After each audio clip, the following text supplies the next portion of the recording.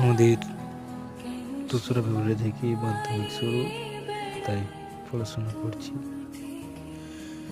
জানি না কি হবে, তবে আমাদের স্কুল লাইফ শেষ। যদিও 2টা বছর রয়েছে উচ্চ মাধ্যমিক পড়াশোনা করার জন্য, তবে তাতে সেই যে স্কুলে যাওয়ার আনন্দ, স্কুলের পড়াশোনার যে আনন্দ, স্কুল লাইফের যে আনন্দ, সেটা শেষ হয়ে যায়। সত্যি বলছি, স্কুলের জীবন যে আনন্দ, সেটা কোথাও পাওয়া যায় না কলেজ লাইফে।